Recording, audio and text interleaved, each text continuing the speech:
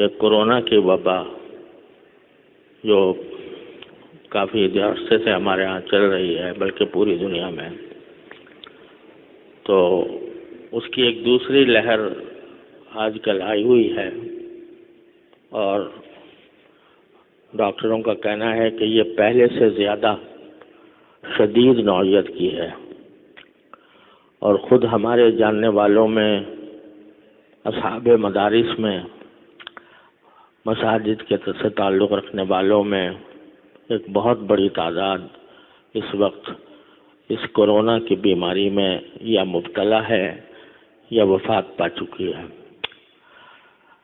اس وقت مجھے ہمارے بہت ہی محسن ڈاکٹر ہیں، ڈاکٹر عبدالباسط صاحب، جو بقائی اسپتال کے ذمہ دار ہیں اور تبلیغ کے نمایاں ساتھیوں میں سے ہیں، اور بہت متدین ہیں۔ دارالعلوم میں بھی انہوں نے دور حدیث کیا ہے، اور خاص طور پر شکر کے امراض کے ماہر ہیں، دنیا بھر میں ان کا نام ہے۔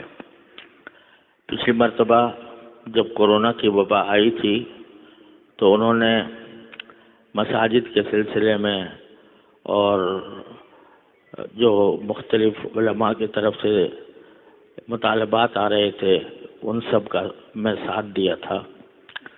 اس وقت مجھے ان کا ایک پیغام موصول ہوا ہے جس میں انہوں نے کہا ہے کہ اس وقت کورونا کی وبا قابو سے باہر ہو رہی ہے، اور صورتحال یہ ہے کہ کسی بھی ہسپتال میں کوئی ایک جگہ بھی، کسی ایک مریض کے لیے بھی جگہ خالی نہیں ہے، اور جو مریض آ رہے ہیں وہ باہر پڑے ہوئے ہیں۔ تو انہوں نے مجھ سے یہ درخواست کی ہے، یہ فرمائش کی ہے کہ میں یہ اعلان کروں کہ تمام لوگ بڑی احتیاط سے کام لیں، اور جو احتیاطیں بتائی گئی ہیں ان پر سختی کے ساتھ عمل کریں، خاص طور پر ماسک پہنے بغیر گھر سے باہر نہ نکلیں۔ اس وقت ہمارے جاننے والوں میں مولانا عاصم ذکی صاحب رحمۃ اللہ علیہ، جو دارالعلوم جامعہ علوم الاسلامیہ بنوری ٹاؤن کے بڑے مقتدر اساتذہ میں سے تھے، ان کی وفات اسی میں ہوئی ہے، اور بھی ہمارے حضرت مولانا حکیم اختر صاحب کے صاحبزادے مولانا مظہر صاحب اسی میں مبتلا ہیں، اور بھی متعدد حضرات اس میں گرفتار ہیں، اور بعض کی وفات ہوئی ہے۔ تو ایسی وبا کی حالت میں اس میں کیا تکلف اور کیا پریشانی ہے کہ ہم ان ہدایات کی پابندی کریں کہ ماسک کے بغیر جمع نہ ہوں، خاص طور سے جہاں پر اجتماع ہوتا ہے، مساجد میں، مدارس میں۔ مفتی عبدالرحیم صاحب کا میرے پاس پیغام آیا ہے، جو جامعۃ الرشید کے معتمم ہیں۔ انہوں نے بڑے دردمندانہ انداز میں وہ واقعات گنائے ہیں جن میں ہمارے تعلق والوں میں، یہ تبلیغ والوں میں یہ بیماری پھیلی ہوئی ہے، اور بہت ہی موت و حیات کی کشمکش میں ہے۔ یہ بھی سمجھ لینا چاہیے کہ بیماری کے اس کے 3 درجات ہوتے ہیں۔ ایک درجہ ایسا ہوتا ہے کہ جس میں صرف کھانسی نزلہ ہی ہوتا ہے، اس کے علاوہ کوئی اور بھی تکلیف نہیں ہوتی، اللہ تعالیٰ کے فضل و کرم سے وہ جلدی ختم ہو جاتا ہے۔ اور دوسرا درجہ وہ ہوتا ہے جس میں سانس رکنا کے اندر رکاوٹ پیدا ہو جاتی ہے، یہ خطرے کی علامت ہے۔ اور جن لوگوں کو یہ تکلیف ہوئی ہے، میں خود جانتا ہوں کہ انہوں نے کہتے ہیں کہ ہمیں اپنی زندگی میں کبھی ایسی اذیت نہیں ہوئی تھی۔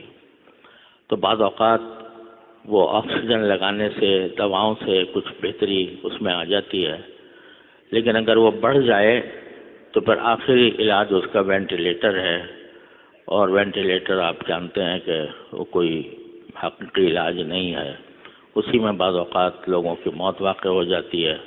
کوئی اللہ کا بندہ ہے جو بچتا ہے، لیکن بچنے کے باوجود اس کی زندگی انتہائی کربناک رہتی ہے ایک عرصے دراز تک۔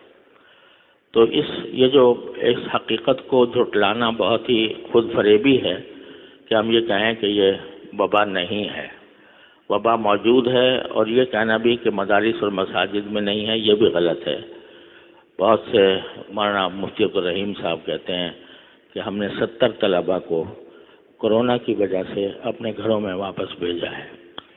تو اس وجہ سے اللہ تعالیٰ نے ہمیں جہاں صبر کی تلقین فرمائی ہے وہاں احتیاط کا پہلو ہمیشہ مد نظر رکھنے کی بھی تلقین فرمائی ہے. لہذا احتیاط میں کوئی کسر نہیں اٹھا رکھنی چاہیے. اور ماسک پہننے میں کیا پریشانی ہے، کیا دشواری ہے؟ تو اب آئندہ نمازوں کے اندر جو کوئی آئے وہ ماسک پہن کر آئے اور بغیر ماسک کے مسجد کے اندر داخل نہ ہو.